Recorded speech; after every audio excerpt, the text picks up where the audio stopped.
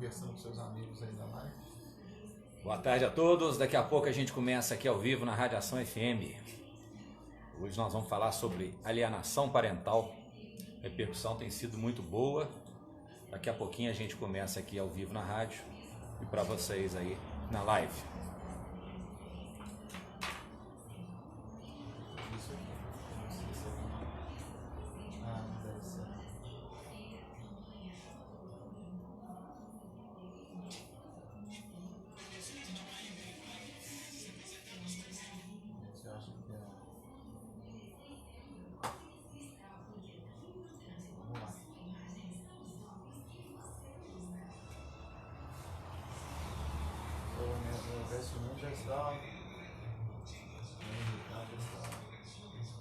Ao vivo. Fiquem à vontade para mandar perguntas. Quem quiser, estou à disposição.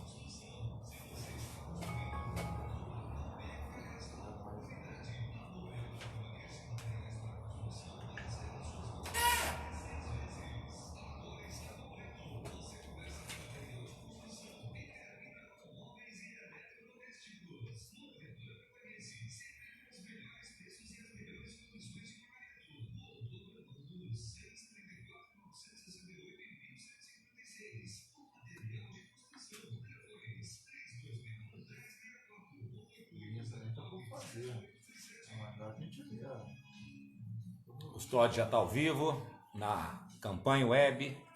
Boa tarde, rádio web.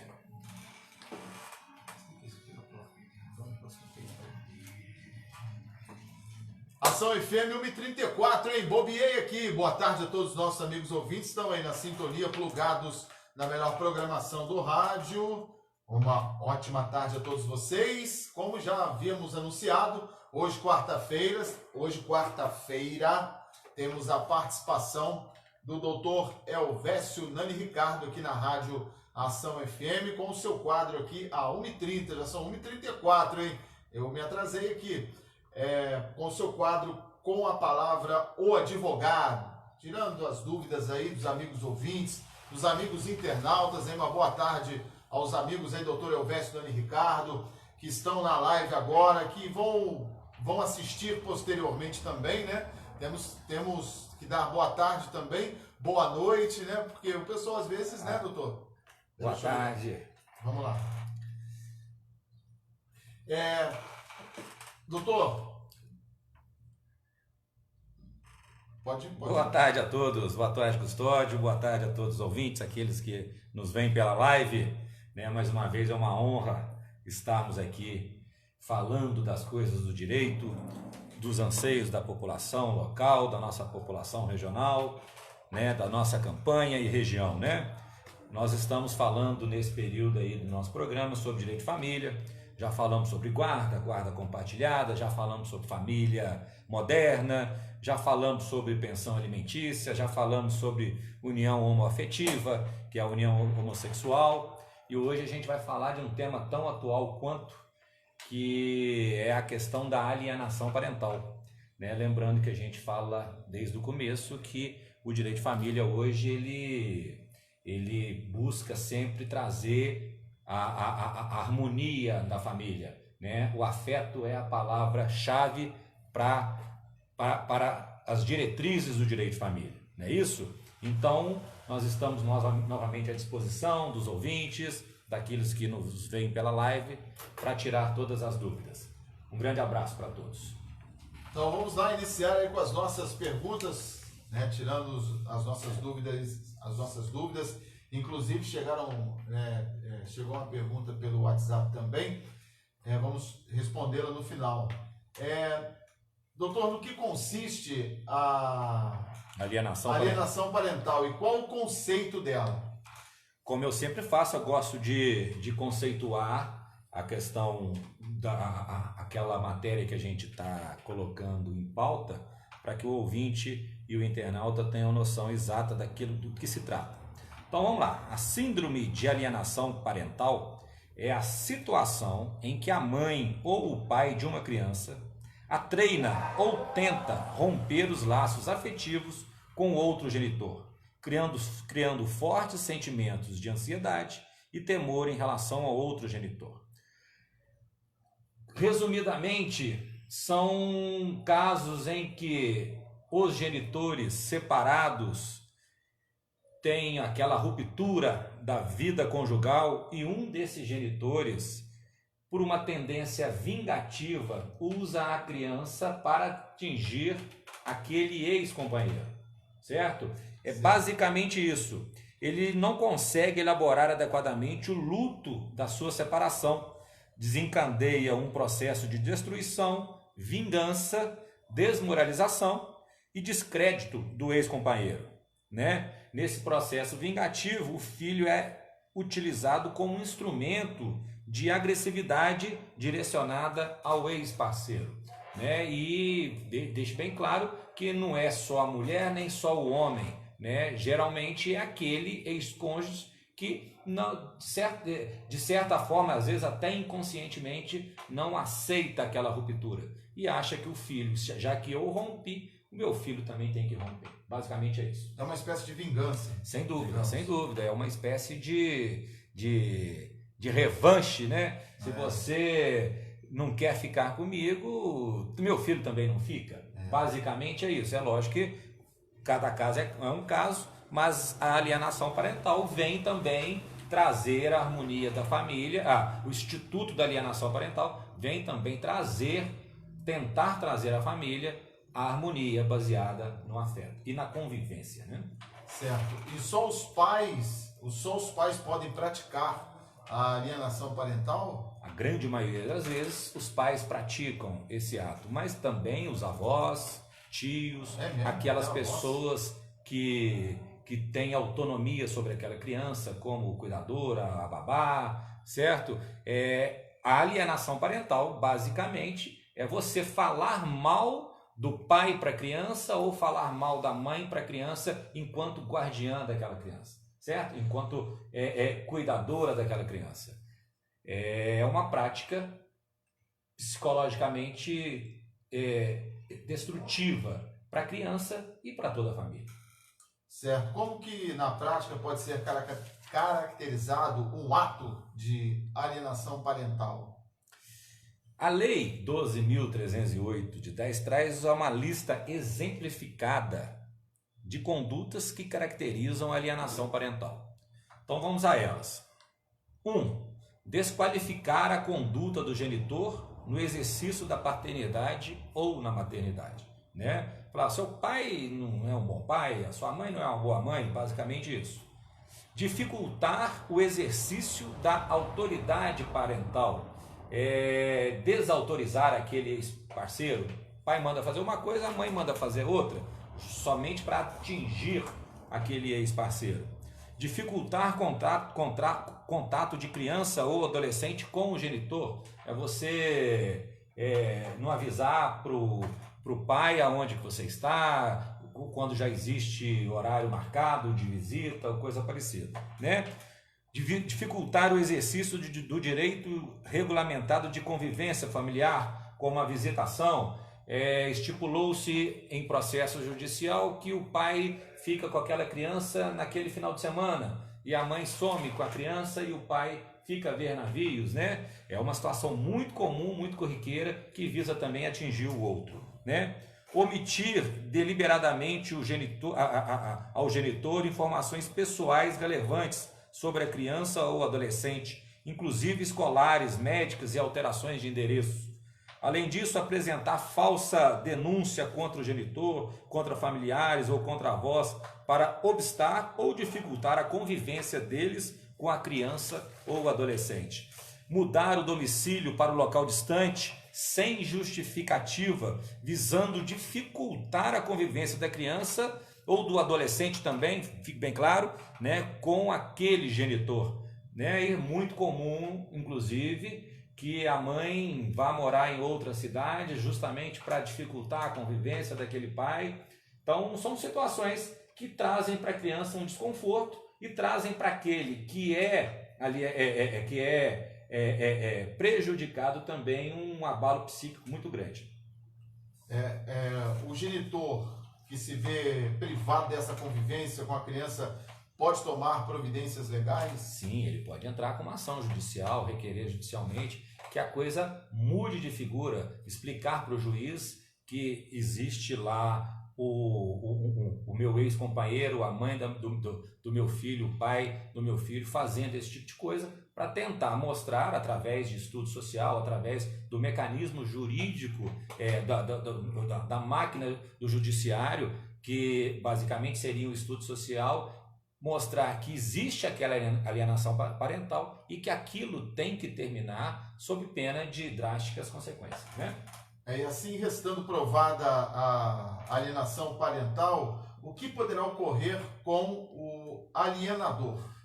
Evidentemente que existem vários graus de alienação parental, né? Então, as penas podem ir de advertência até mesmo que aquele alienante perca a guarda daquela criança, né? É muito comum disso acontecer também no nosso judiciário, que a mãe e o pai tanto fazem para apurrinhar a situação que o juiz chega à conclusão que aquele alienante não tem condições psicológicas de manter, né, de prover a guarda daquela criança e substitui a guarda para aquele que está sendo alienado. Lembrando sempre que o prejuízo é sempre da criança, né?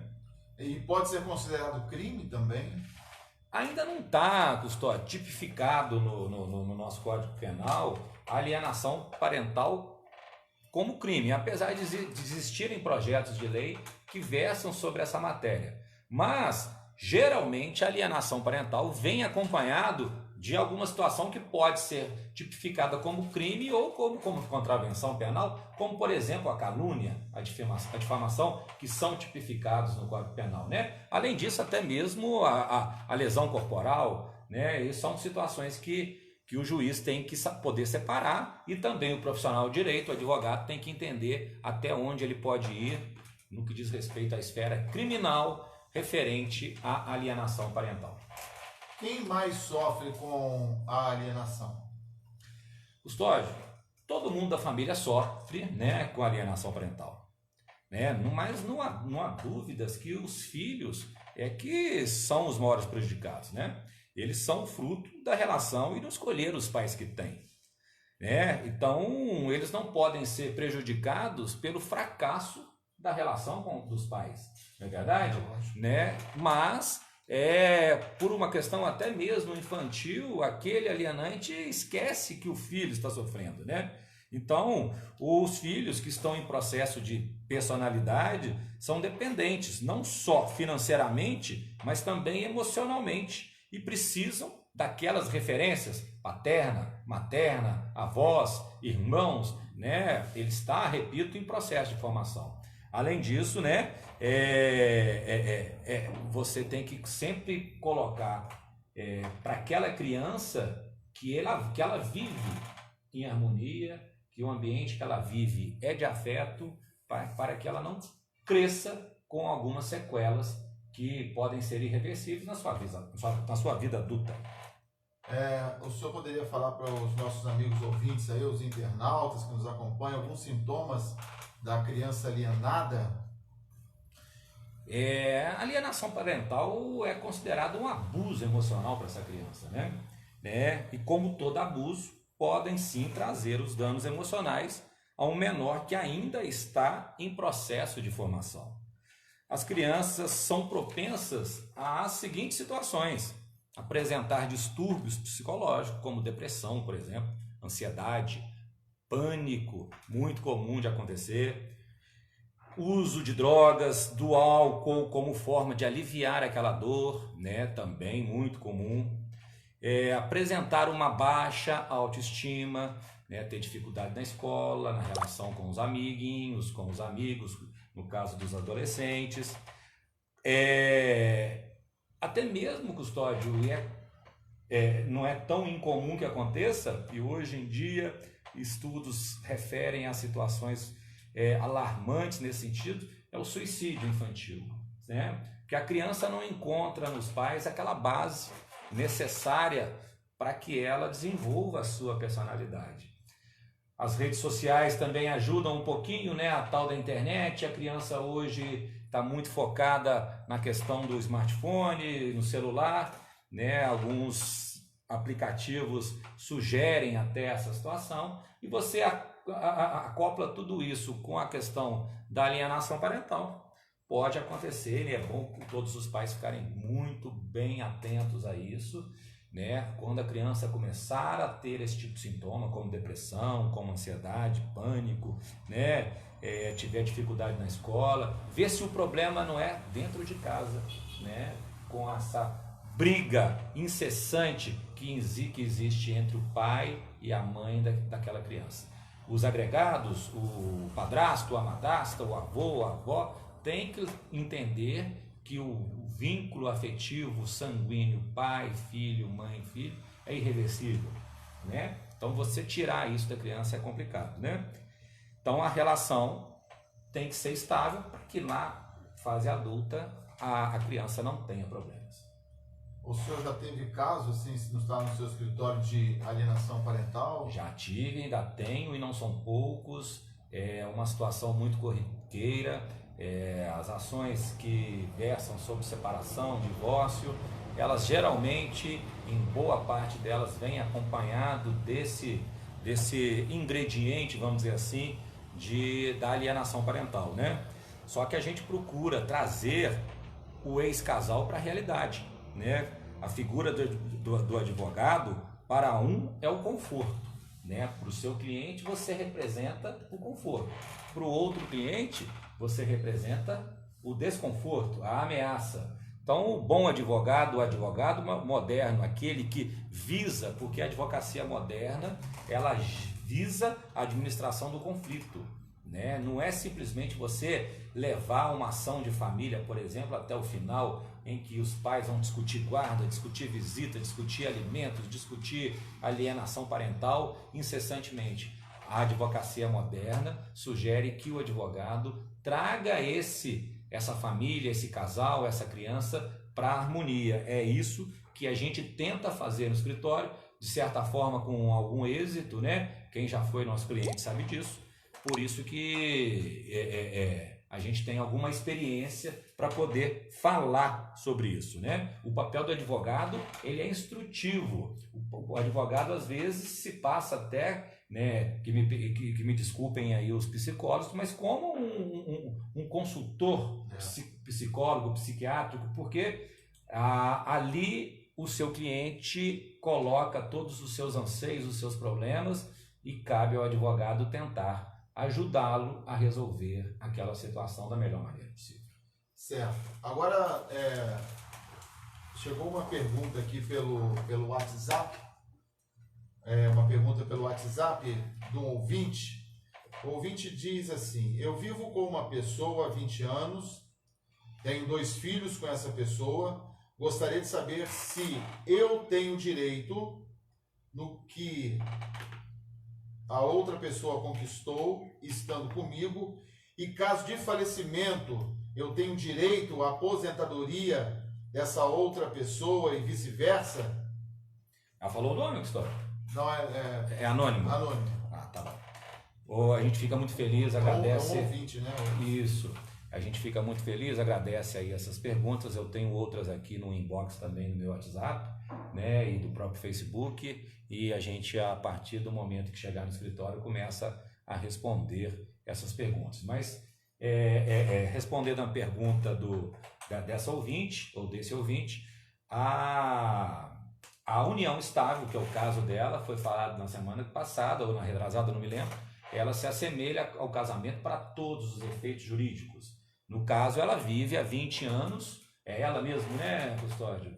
Ela vive há 20 anos com o seu companheiro, né? Então ela tem direito a todos os bens adquiridos por ele durante essa união estável de 20 anos. Ou seja, não foi ele que adquiriu aqueles bens, foi o casal que adquiriu aqueles bens. Então ela tem direito, é por isso que eu disse semana passada e frisei bastante, que o ideal é que você procure um cartório e formalize essa união estável, para que na falta de um deles você não tenha que provar aquela constância, aquela união estável. E da mesma forma, me parece a pergunta sobre a questão da pensão pós-morte, né? Isso. O INSS e as outras previdências, como IPSENG e até mesmo as previdências privadas, trabalham no sentido de que o cônjuge falecido com o companheiro, mesmo que não casado, desde que aquele companheiro comprove administrativamente ou até mesmo judicialmente que conviveu com o falecido durante aqueles anos, ele sim tem direito à sua pensão por morte. Certo? É essa a pergunta? Tem alguma me falhou não, né? Não, era só essa.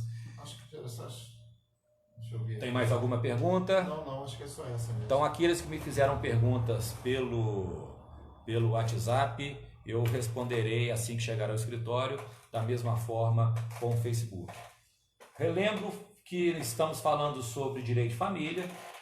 Hoje foi inclusive uma sugestão de internautas para que falássemos sobre alienação parental. Semana que vem nós vamos falar sobre sucessão e ausência, que é a questão da herança, quem tem direito à herança, mãe, pai, irmão, né, até que grau, para que as pessoas tenham um pouquinho de ideia. A gente é muito consultado, somente aqui em campanha, a respeito dessa situação, certo? E depois vamos passar para outras esferas do direito, como direito consumidor também, onde a gente tem recebido bastante perguntas aqui a respeito. Certo. Obrigado, doutor, pela sua participação mais uma vez aqui, abrilhantando sempre a nossa programação com seus esclarecimentos. Lembrando aos ouvintes, podem mandar as suas perguntas, ninguém será identificado. Pode ser pelo WhatsApp da rádio 99940-2217, 99940-2217, 3261-4061, né, doutor? Pelo meu Facebook, se quiser também mandar, pode ficar à vontade pelo meu Facebook. E deixa eu relembrar o meu telefone, é o 999-623067. O escritório, repetindo, é ali do lado da Copasa, na rua direita, na rua Saturnino de Oliveira, 200. Sempre à disposição. Em Varginha também, o escritório é na rua Alberto Capri, número 501, sala 304, ali do ladinho do fórum, em Varginha. Obrigado. Eu que agradeço. Boa semana. Uma boa tarde a todos. Um abraço para vocês da live também. Valeu, pessoal da live aí. Grande abraço. Valeu.